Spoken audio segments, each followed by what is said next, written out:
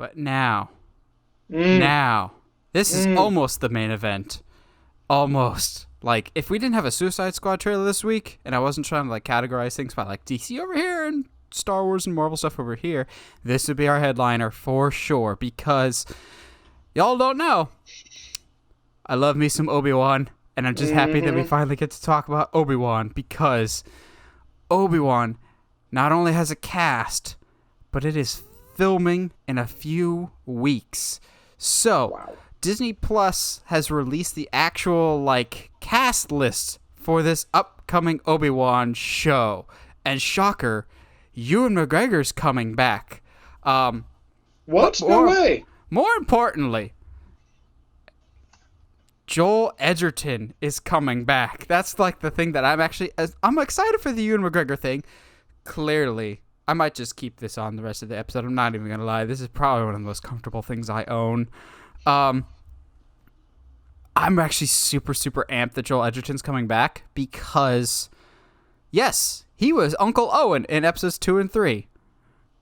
But his stock as an actor has risen so much since those 2 movies that I'm like, yes, please just give me scenes of Ewan McGregor and Joel Edgerton together and I can die happy. I'm so excited for the show, I don't even care Hayden Christensen's coming back. At least right now. I still am vehemently against it, and I don't understand the logic and rationale for it, but the rest of this cast looks great. We'll talk about them in just a second, but you see this cast, Josh?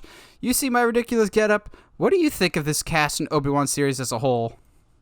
Well, I had to put my hood up because I felt left out, so here we are. Solid cast.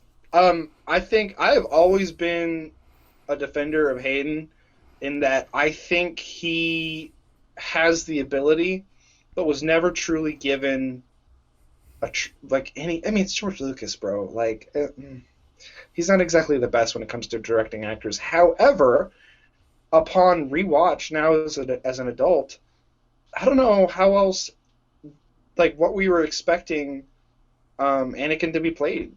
Like, you know what I mean? Like, to me, upon, rewatch and looking back, Hayden played Anakin perfectly.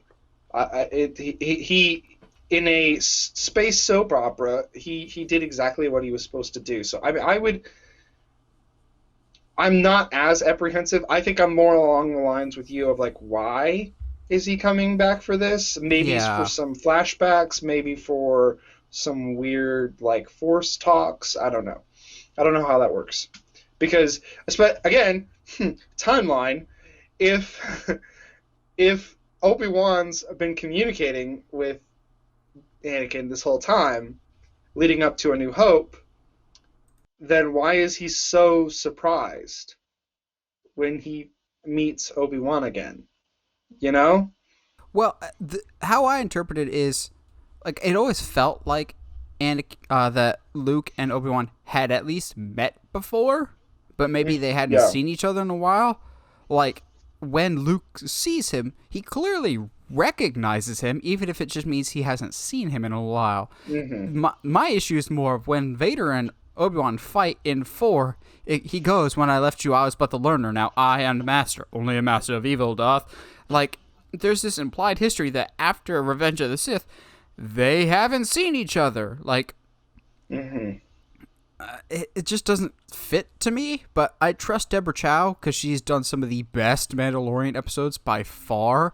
I believe she did episode 4, which is the "This is the Way" episode, which before season 2 was like my favorite episode of The Mandalorian. I still think it's phenomenal, so I really, really trust her. Looking at the rest of this cast, though, it's ridiculous. You've got Joel Edgerton. Nothing else matters, but Joel Edgerton is there. He's a wonderful, awesome, fantastic actor. But not only that, they actually got the actress that played Aunt Beru in the prequels back, too, which I was just like, I don't recognize that actress.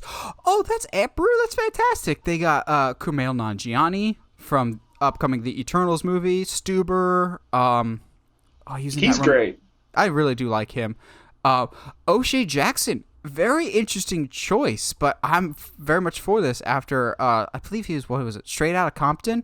He's Ice Cube's son. Good, young, promising actor. He's a good guy. He was in something else. recently, and I'm trying to remember. He like was a soldier. Um, Mm-hmm. I think it was Godzilla King of Monsters. Yes, he was. Yes, he was. Yes, it was. He was a soldier on the the oil rig thing. Yeah. But you also have Fast and Furious' son Kang. The one that really surprised me was Benny Safdie, from the Safdie brothers. The only time I've ever actually seen him act was, I believe it was Good Time with Robert Pattinson. But like this guy and his brother are more known for directors. They're the guys that did Uncut Gems. So that's very interesting. I really liked him in Good Time. He just wasn't a huge character. It's a vehicle for Robert Pattinson. This is a very interesting cast. I like this cast a lot because it's a lot of eclectic actors that bring a lot of different things to the table. I'm just beyond. If you got me with Ewan McGregor, you got my money as soon as he comes back. But the fact that you just didn't rest on your laurels with that, and you've brought a good cast to surround him with. And the Disney Plus Star Wars shows have been really, really great at that, of getting people that you wouldn't think of off the top of your head to be characters, but then when you see them, they're perfect for the roles. I would never have put Carl Weathers in a Star Wars project at all, but he was perfect as Grief Karga. Or, well, we kind of figured Giancarlo Esposito would be great as a bad guy in Star Wars, but how good he was as Moff Gideon. So, like, I trust the casting department for the Disney Plus shows quite a bit. I think this cast is phenomenal, and just, I've done my waiting.